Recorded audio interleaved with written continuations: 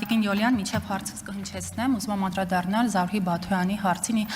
ձեր պատասխանը։ Դուք ասացիք բնականաբար ես դատապարտում եմ բռնությունը եւ խտրականությունը, բայց նախ այդ բայցը ինչ համար շատ զարմանալի էր ու շարունակությունը անգամ հետո լսեցի ձայնագրությունը, այդ պայնել չհասկացա, ձայնագրությունից հետո էլ չհասկացա, խնդրում եմ փոքր մեկնաբանեք, այնտեղ խոսում եք պետք է լինեն սահմաններ, ուղենշեր, կրոնական համոզմունքների հետ կապված, մեր ազգային առանձնահատկությունների հետ կապված, Տիկին Յոլյան, եթե ես ճիշտ եմ հասկանում, ապա ինձ համար բռնությունը եւ խտրականությունը կրոն չեն ճանաչում, ես չեմ պատկերացնում մի կրոն, որը խրախուսի կամ ազգային ոնց եք ասում առանձնահատկությունը արդարացնի բռնությունը կամ խտրականությունը։ Խնդրում եմ, եթե ես սխալ եմ հասկացած, ուրախ կլինեմ, որ սխալ հասկացած լինեմ, խնդրում եմ մեկնաբանեք։ Իսկ ինչ վերաբերվում է հարցին, Տիկին Յոլյան, ձեր հետ կապված քրեական գործի հետ կապված եմ ուզում հարցնել, ինչքան էլ որ դուք անդրադարձաք այդ հարցին, փորձեցիք քաղաքական հայացքների հետ կապել, ինչը բնավ այդպես չի։ Խնդրում եմ, ես նայեցի ձեր քրեական գործը, վերաբերում են առանձնապես խոշոր չափի յուրացում կամ վատնում, խնդրում եմ փոքր մանրամասնեք, ինչ չափի գումարների մասին է խոսքը գնում։ Շնորհակալություն։ Սիրով, շատ շնորհակալ եմ այդ հարցի համար։ Ինչ վերաբերում է, նորից եմ կրկնում, որևէ բռնություն եւ որևէ խտրականություն հասարակության մեջ անընդունելի է։ Երբ որ ասում եմ բայց, նշանակում է օրինակ որոշ դեպքերում, երբ որ մենք երեք էլ խոսեցինք ֆեյքերի մասին, չեմ ընդունում, երբ որ այդ հնարավորությունը օգտագործվում է, օրինակ խոսքի ազատության համատեքստում մարդուն հասցնել անձնական վիրավորանք եւ սերմանել ատելություն, բայց փաթեթավորել խոսքի ազատություն ձևակերպման ներքո։ Չեմ ընդունում, երբ որ դուք խոսում եք ժողովրդավարությունից, բայց գնում եք ուղիղ բռնապետություն։ Դա չեմ ընդունում, բայցը վերաբերում է դրան։ Մենք չենք կարող մեր երկրում ամեն օր խոսել ժողովրդավարությունից, բայց նախընտրական շրջանում, Տիկին Երեմյանն այստեղ չի, նորից նույն օրինակը բերեմ։ Նույն դպրոցներում աշխատող մանկավարժին հասարակության մտավոր էլիտային հասցնել այն աստիճանի, որ մարդիկ չկարողանան իրենց քաղաքական կարծիքը արտահայտել։ Ես մի քանի օր առաջ էլ ասեցի, որ Հայաստանի բանտերում աշխարհում երևի սա բացառիկ երևույթ է հիմա մեր ժամանակներում, երբ որ բոլոր կալանավորները գիտնականներ են, հեղինակավոր մարդիկ են, փորձագետներ են։ Այո, ռազմական ոլորտում բացառիկ հաջողության հասած մարդիկ են։ Կապ չունի, որ դուք կարող եք վարկաբեկել, բացարձակապես։ Ես միշտ ասեմ, եթե Կոմիտասը հնարավորություն ունենար մի հրաշքով 10 րոպե այս ամբիոնին կանգներ, ձեր ձեռքին եւ 10 րոպե հետո նորից խելագարվելու էր։ Վարկաբեկման ինստիտուտը շատ լավ եք աշխատեցնում, հրաշալի եք աշխատեցնում։ Ցանկացած մարդու մենք այստեղ ականատես ենք եղել ձեր մասնակցությամբ, ինչպես են ծաղրում Հիսուս Քրիստոսին։ Վաղը մյուս օր կարող եք ասել Մեսրոպ Մաշտոցը գրագողությամբ է զբաղվել։ Շատ լավ աշխատում է վարկաբեկման ինստիտուտը։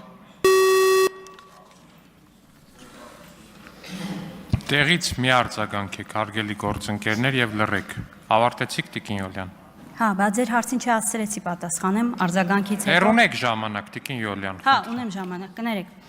Ինչ վերաբերում է իմ քրեական գործին, վատնում եմ կատարել հանրային միջոցների պարագայում։ Դուք ուսումնասիրել եք իմ քրեական գործը։ Դուք գիտեք, որ ես աշխարհում միակ մարդն եմ, ում վրա քրեական գործ են հարուցել նրա համար, որ ինքը համարձակություն է ունեցել ստորագրել մի որոշում, որով սահմանը պահող գյուղացիները, Որոտան գյուղի բնակիչները, ստացել են 20,000 դրամ։ Որովհետև դուք այդ ժամանակ, երբ որ փակել եք Գորիս-Կապան ճանապարհը ձեր իշխանության օրոք, երբ որ ջրի խնդիր է առաջացել, դուք տեղյակ եք, որ այդ գյուղում մի քառակուսի մետր հող չեք թողել։ Իդեպ մի հատ քրեական գործ էլ կարող եք հարուցել, որ 5 տարի շարունակ դուք դրանից որևէ տեղեկություն չունեք։ Իմ անձնական նախաձեռնությամբ ամբողջ գյուղում անասնապահությամբ զբաղվող մարդիկ ստանում են անասնակեր, որպեսզի անասնագլխականակը իսպառ չվերանա։ Ու ինձ մեղադրում է մի իշխանություն, սահմանը պահող գյուղացուն դրամական աջակցություն տալու համար, Գյոլյան որի Շահյան։ նախարարները ստանում են 8 միլիոն դրամ պարգևավճար։ Հիմա հարց եմ տալիս. Տիկին Յուլիան, ժամանակ։ իմ արած գործառույթն է հանցագործություն, Տիկին Յուլիան։ թե ձերը, որ պետական գանձարանը պարզապես կողոպտում եք։ Խնդրեմ, Տիկին Պողոս։ Շնորհակալություն պատասխանելու համար։ Տիկին Յոլյան, ինչ վերաբերվում է առաջին Շնորհակալություն Տիկին Յոլյան, ինչ վերաբերվում է հարցի առաջին մասին, ելի ինձ համար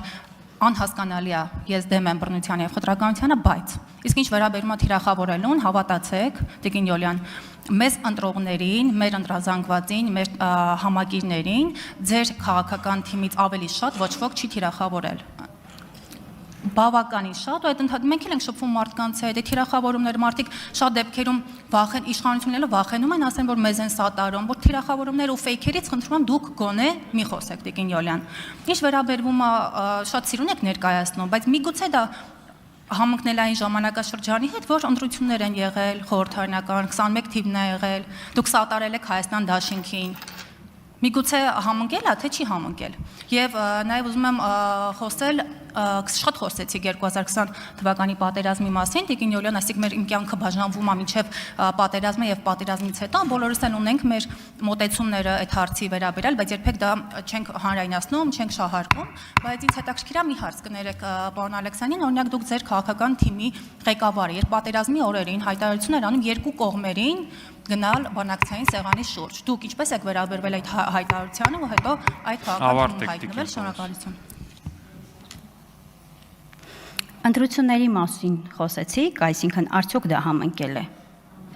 Այդ մասով քրեական գործ հարուցված է եղել ոչ իմ անձի հետ կապված եւ արդարացվել է։ Ես իրավաբանական տերմիններով չեմ կարող ասել, միայն կարող եմ ասել, որ ձեր այդ վարկածը բացառվում է, բայց այդ ձեր տեխնացուն, Թալինի տեխնացուն, Թալինի համայնքապետի տեխնացուն, ով որ եթե չեմ սխալվում 10 միլիոն դրամ նախընտրական շրջանում սոցիալական աջակցություններ բաժանում եւ ոչ միայն ինքը։ Այդ դա իհարկե նույնից եմ ասում, այս դեպքում իրավապահ մարմինները խուլ ու համրել լինելու, չեն տեսնելու, չեն լսելու ձայնագրություններ մենք չենք տեսնելու բացարձակապես, նույնիսկ արձանագրված փաստը քրեական գործի առիթ չի դառնում։ Խոսքը սրա մասին է։ Եվ դուք հիմա ամեղության կանխավարկածը խախտելով, այսօր խոսում եք նրա մասին, որ ես համարձակվել եմ ունեզրկված, ընդ որում ձեր իշխանության կողմից ունեզրկված գյուղացուն մի որոշում ստորագրեմ, որ այդ սոցիալական Ավարտեք, Տիկին Յոլյան։ ստանա 20,000 դրամ։